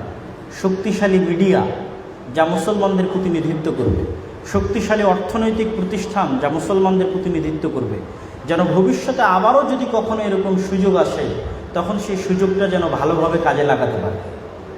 প্রতিষ্ঠান না থেকে বিশাল জনবল থাকলেও যে কোনো কিছু কাজে লাগানো যায় না, তার সবচেয়ে জ্বলন্ত সাক্ষী হচ্ছে 5ই আগস্ট এবং তার পরবর্তী সময়। বিশাল জনমত থাকার পরও আপনি অকেজ, কেননা আপনার শক্তিশালী কোনো প্রতিষ্ঠান নেই। এই জন্য ইহুদিরা সবসময় শক্তিশালী প্রতিষ্ঠান গড়ার দিকে মনোযোগ দেয়। তারা আমেরিকায় কখনো সরাসরি ভোটে দাঁড়ায় না, কেননা তারা জানে তারা সংখ্যায় কম, তারা ভোটে দাঁড়িয়ে পারবে না। এবং তারা এটিও জানে যে ভোটে দাঁড়িয়ে যে ক্ষমতা পাওয়া যায় এটি ক্ষণস্থায়ী, 5 বছর 4 বছর। স্থায়ী ক্ষমতা কি? আমি এমন শক্তিশালী মিডিয়া তৈরি করব যে ডোনাল্ড ট্রাম্প ক্ষমতায় আসতে চাক আর জো বাইডেন ক্ষমতায় আসতে চাক, মিডিয়া লাগবে আমার। ডোনাল্ড ট্রাম্প ক্ষমতায় আসতে চাক আর জো বাইডেন ক্ষমতায় আসতে চাক, অর্থনৈতিক প্রতিষ্ঠান থেকে সহযোগিতা লাগবে, টাকা পয়সা দিয়ে আমার। তাহলে এখন ক্ষমতায় যেই যাক, রাজত্ব স্থায়ীভাবে কার হাতে? আমার হাতে। এই স্ট্র্যাটেজিটা দীর্ঘদিন থেকে ইহুদিরা আমেরিকায় বাস্তবায়ন করে আসছে। তাদেরকে নির্বাচন করা লাগে না, কিন্তু আলটিমেটলি আমেরিকার ক্ষমতা তাদের হাতে। নির্বাচন করতে হয় না, ভোট করতে হয় না, কিছু করতে হয় না, কিন্তু ক্ষমতা তাদের হাতে। আর আমাদের এত হাজার হাজার লক্ষ লক্ষ জনবল থাকার পরও, নির্বাচন ভোট করার পরও, সকল কিছুতে অংশগ্রহণ করা, আন্দোলনে অংশগ্রহণ করার পরও দেখবেন রেজাল্ট শূন্য, জিরো। কেন? আমরা শক্তিশালী প্রতিষ্ঠান গড়ায় কখনো মনোনিবেশ করি। আর শেষ উপদেশ এবং নাসিহা ছাত্র সমাজের জন্য এবং যত দিনী ভাই, আলেম ওলামা, মাদ্রাসার ছাত্র শিক্ষক যারা যেখান থেকে উপস্থিত হয়েছেন তাদের জন্য এই কথাটাই আমি প্রত্যেক বক্তব্যের মধ্যেই বলে এসেছি সেটি হচ্ছে সত্যবাদিতা এবং ন্যায়পরায়ণতা। আমরা সালাত দিয়ে জান্নাতে যেতে পারবো, আমরা সিয়াম দিয়ে জান্নাতে যেতে পারবো ইনশাআল্লাহ। কিন্তু সালাত এবং সিয়াম থাকার পরে যদি আমাদের মধ্যে মিথ্যা থাকে, অন্যায় থাকে, তাহলে আমরা রাষ্ট্র ক্ষমতা আল্লাহ আমাদেরকে দিবে না। ক্ষমা চেয়ে নিয়ে জান্নাত দিয়ে দিতে পারে, কিন্তু আমি রাষ্ট্র ক্ষমতা পাওয়ার অযোগ্য হিসেবে বিবেচিত আল্লাহর দরবারে। তাহলে আপনার কাছে ছোট্ট মাদ্রাসা আছে, ছোট্ট মসজিদ আছে, আপনি একটা ইসলামী দল চালান, ফাউন্ডেশন চালান, সংস্থা চালান, সেখানে শতভাগ ন্যায়পরায়ণতা প্রতিষ্ঠা করে, শতভাগ সত্যবাদিতা প্রতিষ্ঠা করে। দেখবেন বেশিরভাগ ইসলামী দলে তারাই পদ পেয়ে বসে আছে যারা আমির বা নেতার চামচামি করতে পারে, আর যে যোগ্য কর্মী তার মূল্যায়ন নাই। তার মানে আপনি আপনার দলে ন্যায়পরায়ণতা প্রতিষ্ঠা করতে পারেননি, মানে আল্লাহ আপনার নাম, আল্লাহ রাষ্ট্র ক্ষমতা দিবে এরকম ব্যক্তিদের কাছ থেকে কেটে দিয়েছে। তবে জান্নাতে যেতে পারেন মানুষের কাছে ক্ষমা নিয়ে, আল্লাহ সুবহানাহু ওয়া তাআলার ইবাদত করে আল্লাহর কাছে ক্ষমা নিয়ে, কিন্তু রাষ্ট্র ক্ষমতা পাওয়ার অযোগ্য। আপনি আপনার মাদ্রাসায় ন্যায়পরায়ণতা এবং সত্যবাদিতা প্রতিষ্ঠা করতে পারেননি, মানে আল্লাহ সুবহানাহু ওয়া তাআলা আপনাকে রাষ্ট্র ক্ষমতা দিবেন না। আর 190 বছরের কলোনিয়াল ঔপনিবেশিক ব্রিটিশ শাসনের যে গোলামি, এই গোলামির যে মাইন্ড সেট আপ আমাদের রক্ত এবং আমাদের মনস্তাত্ত্বিক জগতে আমরা বহন করে বেড়াই আমাদের অজান্তে। 15 বছরে নাকি আপনাদের নিঃশ্বাস বন্ধ হয়ে এসেছে, তাহলে কল্পনা করেন 190 বছর কতদিন। তাহলে 190 বছর আমাদের বাপদাদা পূর্বপুরুষরা ব্রিটিশদের গোলামি করেছে। ফলত কি পরিমাণ আমাদের জেনেটিকের মধ্যে, রক্ত মাংসের মধ্যে গোলামি থাকতে পারে আমাদের অজান্তেই, তা কল্পনা করতে পারবেন না। ওই মনস্তাত্ত্বিক গোলামির একটি গোলামি হচ্ছে যে আমরা মিথ্যা বলতে অভ্যস্ত হয়েছি, অন্যায় করতে অভ্যস্ত হয়েছি, ইনসাফ করতে পারি না, না নিজের ভাই বোনের সাথে, না বাপ মায়ের সাথে, না মাদ্রাসায়, না মসজিদে, কোথাও না। আপনি যদি জলেশ্বরী তলায় তলায় থাকা আপনার একটি বাপের জমিতে পুরোটাই আপনি নিয়ে নিলেন, আর ওই দূরে গ্রামের জমিতে আপনার বোনকে ভাগ দিলেন, জলেশ্বরী তলায় দিলেন না, তাহলে আপনি ইনসাফ করলেন না। আপনার মধ্যে ন্যায়পরায়ণতা নাই। যেই দুটি গুণ আমাদের নবীর মধ্যে জন্মগত ছিল, সকল নবীর মধ্যে জন্মগত ছিল, এই দুটো গুণ না থাকার কারণে আমরা নেতৃত্বে যেতে পারছি না।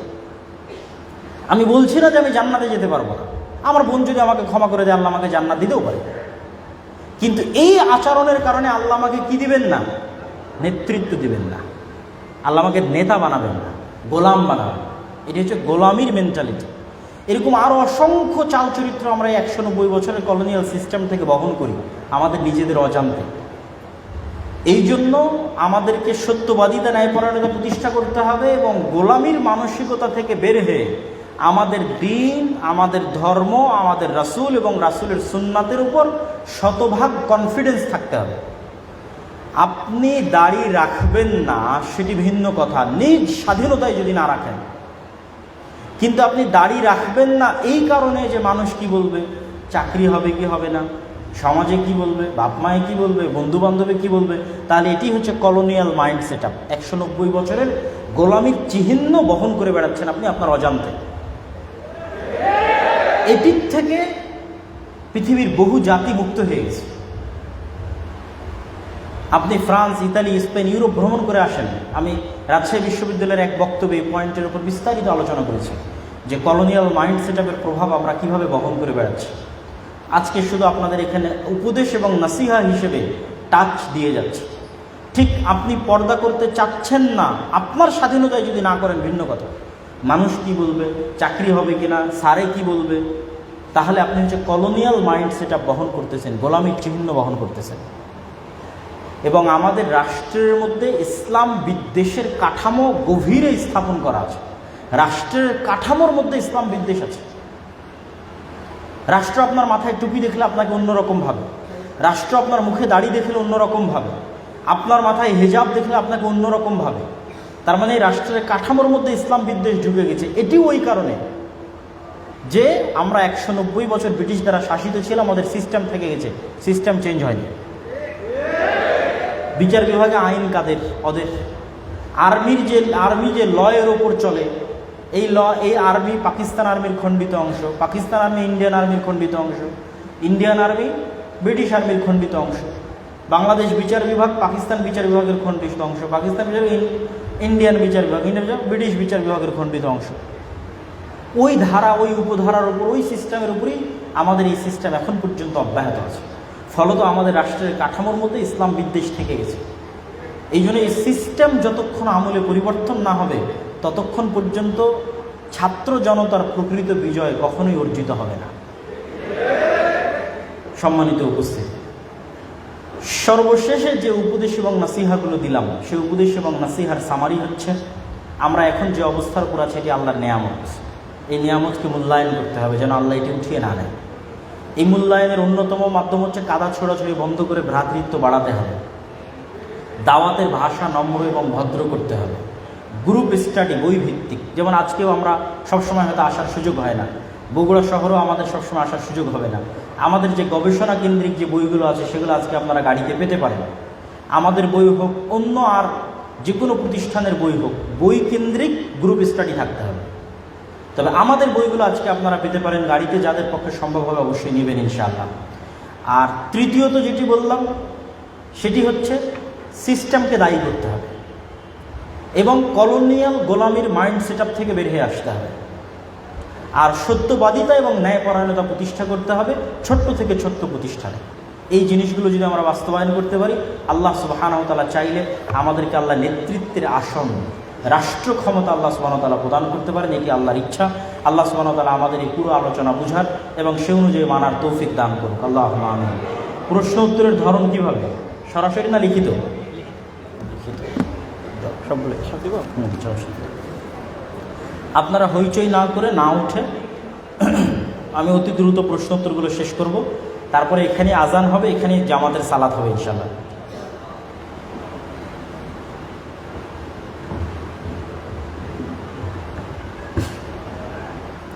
আমি একজন দর্জি, জামা কাপড় বানাই, বানিয়ে দেওয়ার পর অতিরিক্ত কাপড় বেঁচে যায়। এই অতিরিক্ত কাপড় আপনি অবশ্যই যার পক্ষ থেকে বানিয়েছেন তাকে জানাবেন যে আপনার কাছে অতিরিক্ত কাপড় থেকে গেছে। যদি সে না নিতে চায় কোনো সমস্যা নেই, আপনার কাছে রাখতে পারেন। অথবা যদি এরকম হয় যে সবাই জানে যে এরকম অতিরিক্ত কাপড় হয় আর সবাই জানে যে অতিরিক্ত কাপড় আপনার কাছে থেকে যায়, তাহলে সবার জানার ভিত্তিতেও এটি কোনো সমস্যা নেই। আমি একজন এইচএসসি শিক্ষাবর্ষের শিক্ষার্থী। আমি একাডেমিক পড়াশোনার পাশাপাশি ইসলামী পড়াশোনা করতে চাই, কিভাবে আগাবো? সবার আগে কোরআন বিশুদ্ধ করতে হবে, কোরআন পড়তে পারতে হবে। এটা যে 1 নাম্বার। এই জন্য আমরা দাওয়া ইলাল্লাহর পক্ষ থেকে দেশব্যাপী আমাদের মক্তব পরিচালনা, মক্তবের ট্রেনিং, যারাই ট্রেনিং নিতে যায় তাদের যাতায়াত খরচও আমরা বহন করি। এখন পর্যন্ত 400-র অধিক মক্তব, বগুড়ারও বহু মক্তব গেছে আমাদের জামিয়া সালাফিয়াতে ট্রেনিং নিতে। আমরা ট্রেনিং দেই এবং যাতায়াত খরচ, থাকা খাওয়া সব আমরা বহন করি। তো এই কোরআনের গ্রুপ স্টাডি চালু করতে হবে ছাত্রদের মধ্যে, স্কুল কলেজ সবগুলোতে কোরআনের গ্রুপ স্টাডি চালু করতে হবে, যে তারা কোরআন শিখবে, পড়া শিখবে। কোরআন যদি পড়া শেখা হয়ে যায় তারপরে কি? তারপরে সবার আগে লাগবে হচ্ছে আজকে যে আলোচনা করলাম, তাওহীদ, শিরক, বিশ্বাস, ঈমান। ঈমানের যে 6টি পয়েন্ট আছে, এই 6টি পয়েন্টের উপর জ্ঞান অর্জন। তারপরে লাগবে ইসলামের যে 5টা বিষয় আছে, সেই 5টা বিষয়ের উপর জ্ঞান অর্জন। এইভাবে আস্তে আস্তে সামনের দিকে আগাতে থাকবে। পড়াশোনার সঠিক পদ্ধতি এবং তাতে মনোযোগ ধরে রাখার উপায় কী? পড়াশোনার আজকের যুগে পড়াশোনা কমে গেছে কেন? এই স্মার্ট যে ডিভাইসগুলো, ফোনগুলো, এগুলোর কারণেই তো আজকের যুগে পড়াশোনা কমে গেছে নাকি? এটাই তো সবচেয়ে বড় কারণ। যে যার পড়ার অভ্যাস নাই সেটা একদমই পড়ে না, যার হয়তো 10 ঘন্টা পড়ার অভ্যাস ছিল তারটা কমে 1-2 ঘন্টা হয়েছে। এই জন্য এই স্মার্টফোনের নেশা থেকে আগে বের হয়ে আসতে হবে।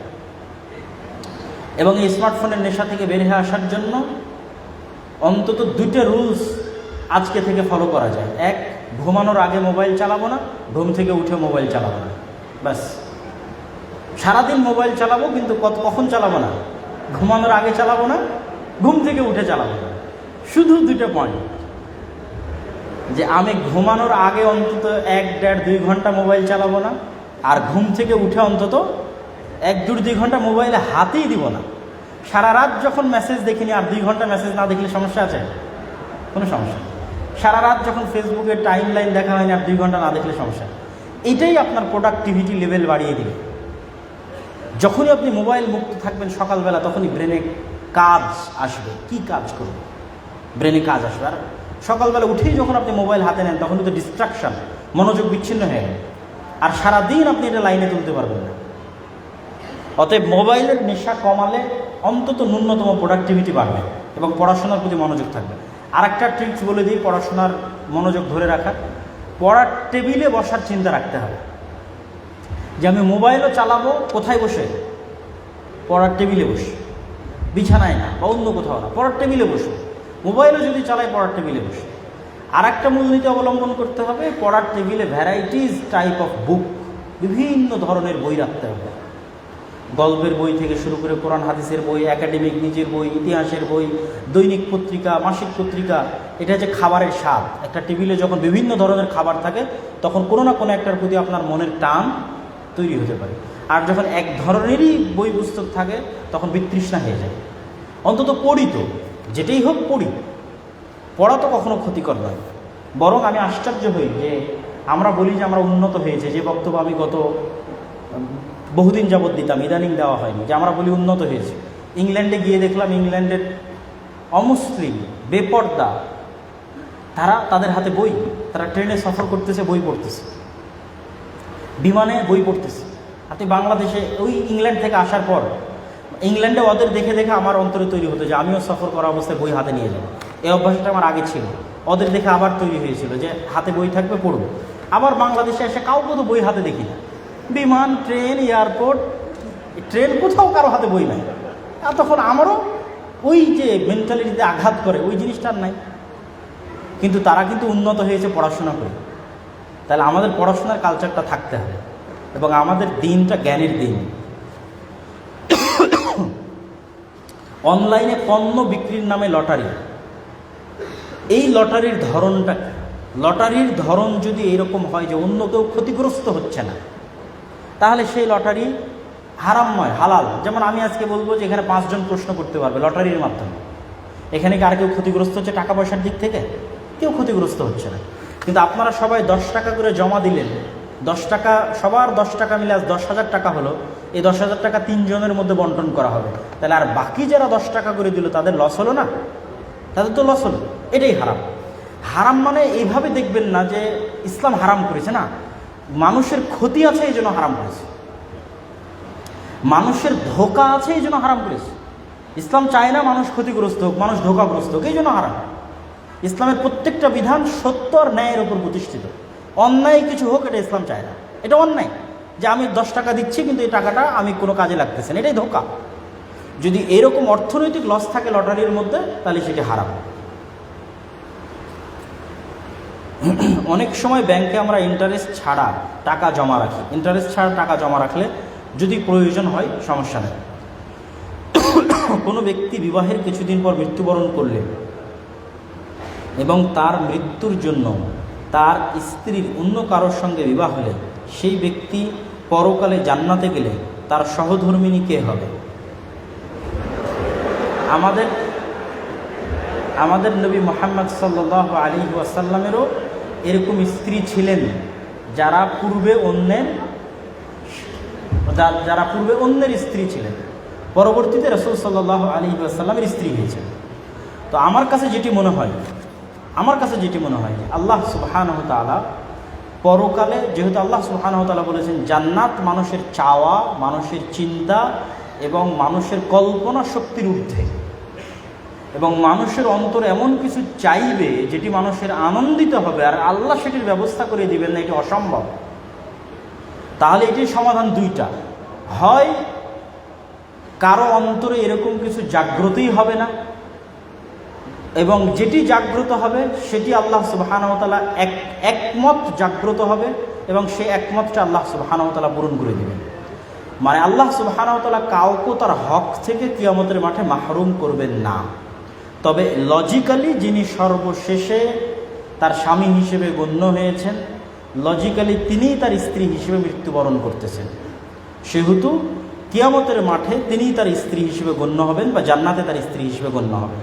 যেহেতু দুনিয়াতেও যখন আমরা হিসাব করি তখন আমার আগে আরও 2-3টা স্ত্রী ছিল, তালাক দিয়ে দিয়েছি, এখন জীবদ্দশাতেই তো আমি তাকে আর আমার স্ত্রী বলতেছি না, বলতেছি কি? বলতেছি না। তো ঠিক একজন একজন মহিলা মানুষের স্বামী ছিল, স্বামী মারা গেছে, নতুন যখন কেউ স্বামী হচ্ছে বা স্বামী তালাক দিয়ে দিয়েছে, তখন আগের জনকে তো আর আমরাই স্বামী বলতেছি না, লাস্ট যার সাথে সে জীবন পরিচালনা করতেছে তাকেই আমরা স্বামী বলতেছি। আল্লাহ সুবহানাহু ওয়া তাআলা এই বিষয়ে ভালো জানেন।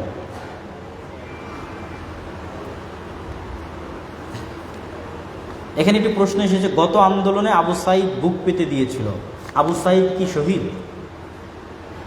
রাসূলুল্লাহ সাল্লাল্লাহু আলাইহি ওয়াসাল্লামের ভাষা অনুযায়ী, ভাষ্য অনুযায়ী অন্যায়ভাবে যে কাউকে হত্যা করা হয়, আবু সাঈদের বিষয়ে তখনই প্রশ্ন উঠতে পারত যখন আবু সাঈদের হাতে অস্ত্র থাকত।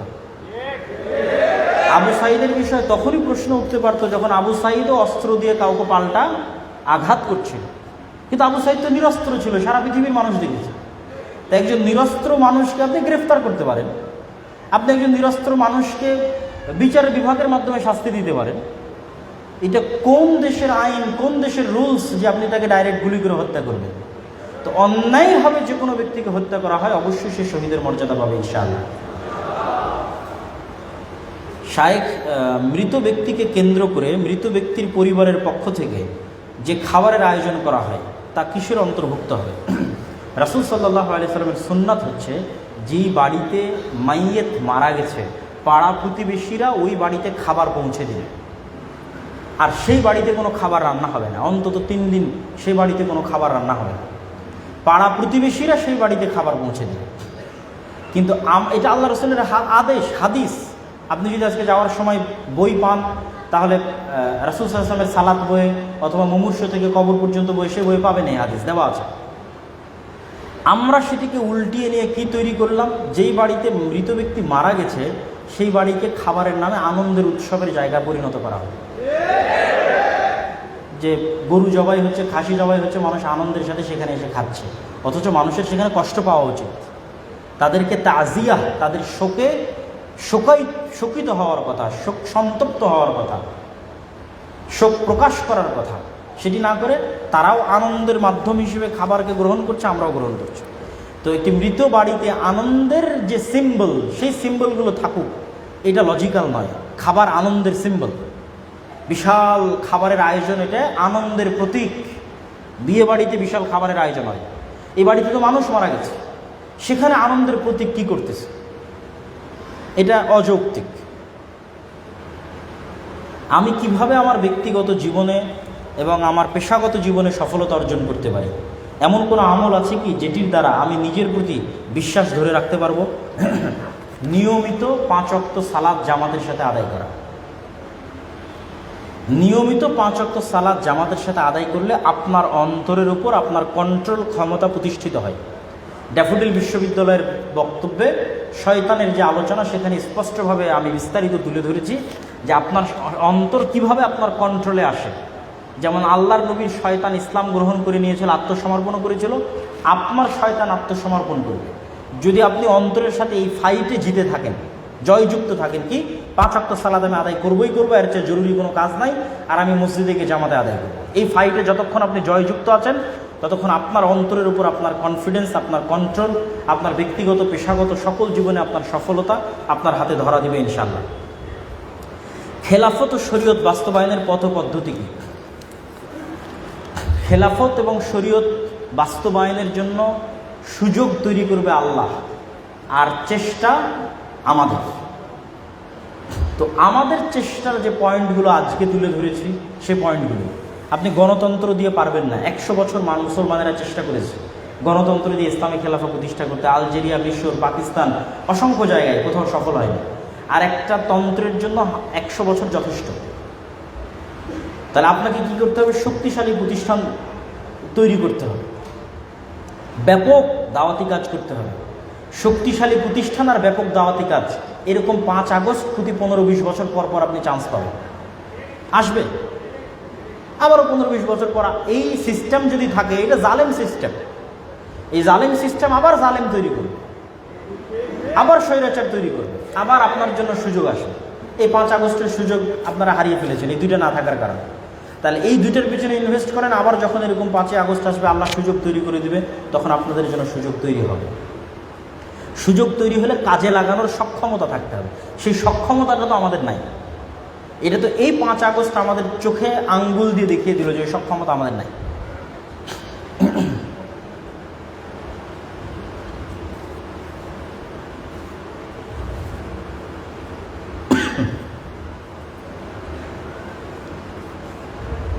হিন্দু ছেলে মুসলমান মেয়েকে বিয়ে করতে চায়, আর দিও না, ছেলেটা মুসলমান হতে চায়, এক্ষেত্রে বিয়ে জায়েজ হবে কিনা?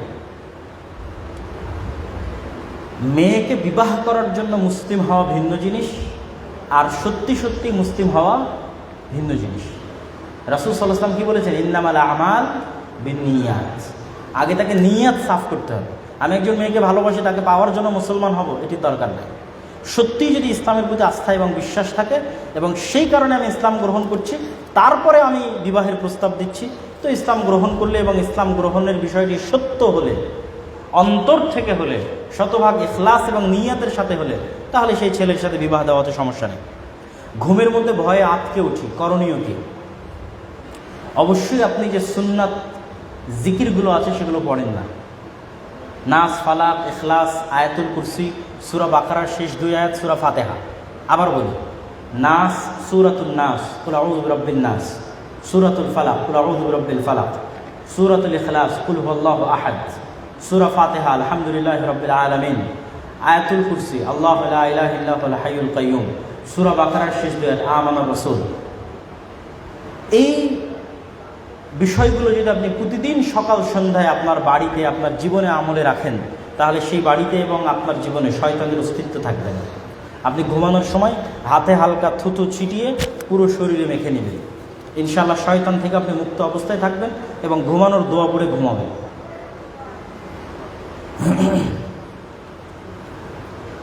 বারবার ওযু নষ্ট হয়ে যায়, এমনকি ফরজ নামাজের সময়।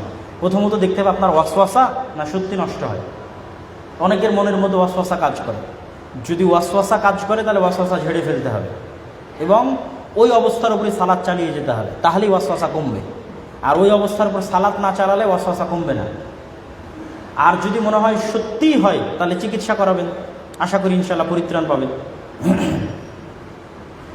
বিয়ে হবার অনেক দিন হয়ে গেছে, কিন্তু আমি নিঃসন্তান। সন্তান আসার জন্য কি করতে পারি? কোনো নির্দিষ্ট আমল আছে কিনা? দোয়াই তো নির্দিষ্ট আমল। আল্লাহ সুবহানাহু ওয়া তাআলার নিকটে কায়ে মনোবাক্যে প্রার্থনা করা, চাওয়া, 2 রাকাত সালাত আদায় করে ক্রন্দন করা, আল্লাহর কাছে চাওয়া, এটিই তো নির্দিষ্ট আমল।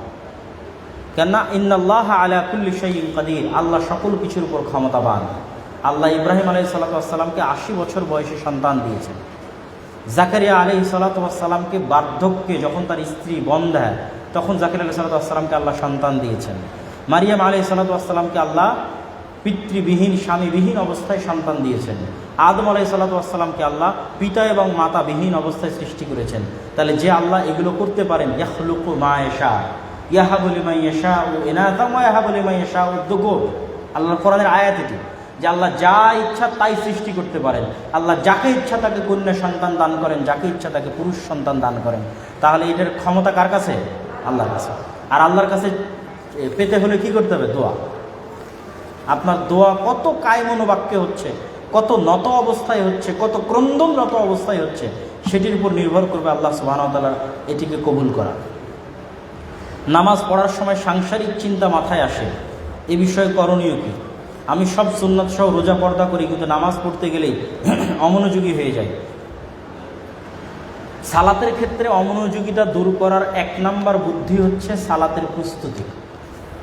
বেশিরভাগ ক্ষেত্রে 90% মুসল্লি সালাতের প্রস্তুতি গ্রহণ করে না।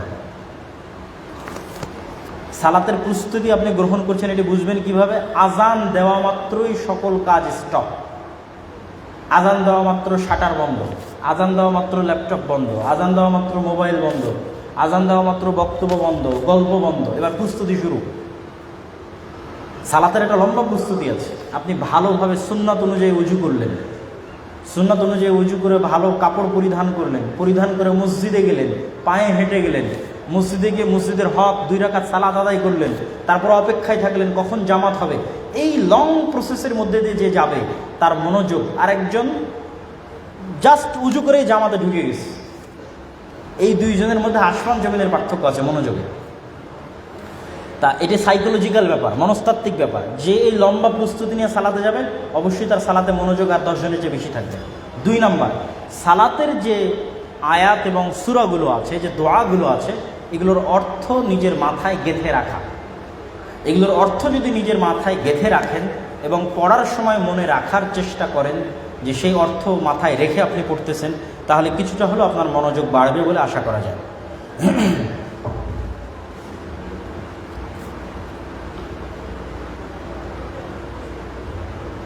আত্মীয়তার সম্পর্ক ছিন্নকারী জান্নাতে যাবে না। কোনো আত্মীয় যদি কবর পূজা করে সেক্ষেত্রে আমি কি করব? আপনার বাবা, আপনি মুসলমান হয়ে গেছেন, আপনার বাবা মুশরিক মানে হিন্দু আছে আর আপনি মুসলমান হয়ে গেছেন, তারপরেও আল্লাহর নবীর আদেশ হচ্ছে দুনিয়াবি বিষয়ে ওই মুশরিক কাফের বাবার সাথে ভালো ব্যবহার করতে হবে। দিনী বিষয়ে তার সাথে কোনো কথা নাই, কোনো ছাড় নাই, দিনী বিষয়ে কোনো কম্প্রোমাইজ নাই, কিন্তু দুনিয়াবি কথাবার্তায়, আচার ব্যবহারে, উঠা বসায় বেদাতি বহুদূরের কথা। আপনি মুসলিম হয়ে যে আপনার বাপ হিন্দু আছে, আপনার মা হিন্দু আছে, তখনও তার সাথে ভালো ব্যবহার করতে হবে দুনিয়াবি বিষয়। এটি আল্লাহর আদেশ, এটি রাসূল সাল্লাল্লাহু আলাইহি ওয়াসাল্লামের আদেশ। তো আমরা সবাই বৈঠক শেষের দোয়া পড়ি, সুবহানাকা আল্লাহুম্মা ওয়া বিহামদিকা আশহাদু আল্লা ইলাহা ইল্লা আনতা আস্তাগফিরুকা ওয়া আতুবু ইলাইক। আর আপনারা যাওয়ার সময় গাড়িতে